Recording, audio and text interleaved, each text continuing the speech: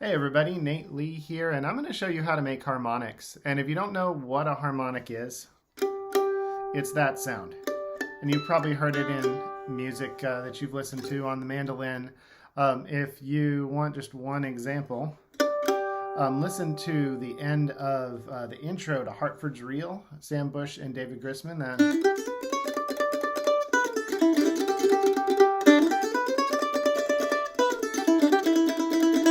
So they do this whole intro thing where Sam's all like doing this sort of stuff and Grisman's all doing all this kind of stuff, and they get to the end of that.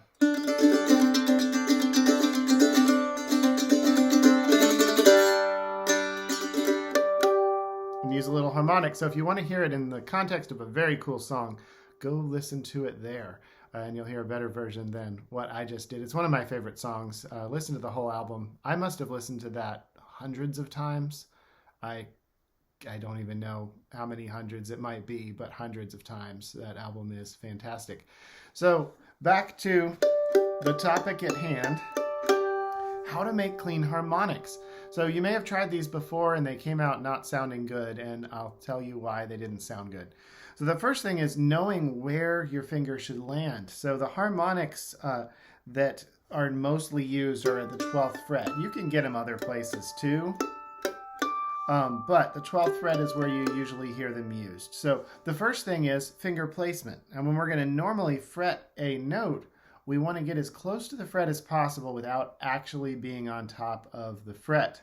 I have a video on tone on the Bluegrass Unlimited YouTube channel that you can watch where I go into a little more detail about how I tweak that a tiny bit more to make some warm tone. But what you're supposed to do is put your finger in that fret box as close to the fret as you can be without actually being on the fret. But that doesn't work for a harmonic because the note is actually at the fret. The fret is what is stopping the string to create this note. And harmonics live exactly where the note lives. So to make a harmonic, you've got to place your finger where it's straddling the fret wire. Instead of being behind it like this, you've got to put it right over the fret wire. And when you do that, just barely touch it. And this is the first step to getting clean harmonics, is just touch the string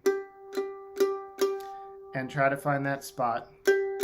Wiggle back and forth if you have to, where you're getting a sound. Now, if you're pushing too hard, it's going to sound like this. It's not going to have that big echoing ring to it, that sort of mysterious sound. So this is what a harmonic should sound like. And this is what pushing way too hard sounds like. Sort of similar, but it's not a good tone. So you need to just barely touch the string. Don't push down on the string, just touch it. And that's step one. Once you can get a sound that way, then you're ready for step two.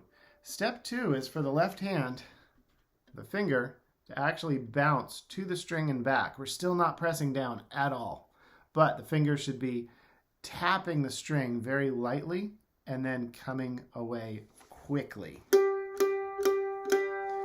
And the finger needs to land just a split second before the pick.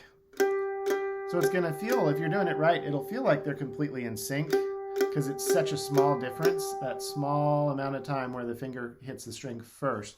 But it must be there. If you don't, you're going to sound like that. You'll know that your left hand is behind if you're hearing an open string before that harmonic sound comes in. So the left hand has to be slightly before the right hand. And as soon as you pick the note, that finger leaves. Oops. Now you can do this with the fingertip, or sometimes I use the pad of my finger. Those sound really nice too. And the difference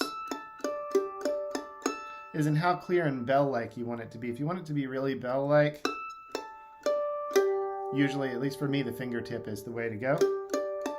But sometimes I want it to be a little softer, and then I'll use the pad of my finger right here. Now, if you don't hear a difference between those two versions of it, it's okay. I barely hear a difference, and I can't decide which one I like a lot of the time, which one I like better.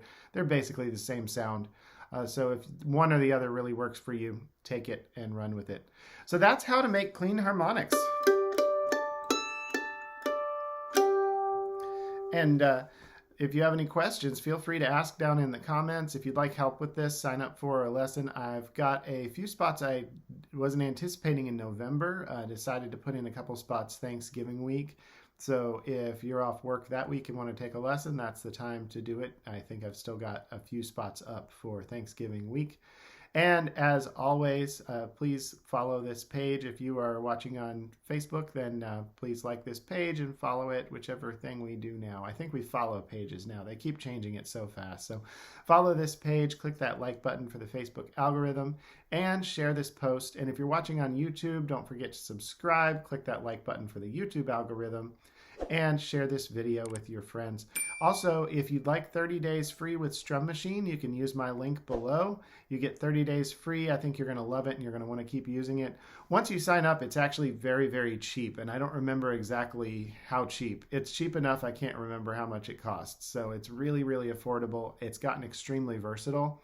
Recently, Strum Machine has made changes to where there's about 10 times more options for how you want the music to sound on there.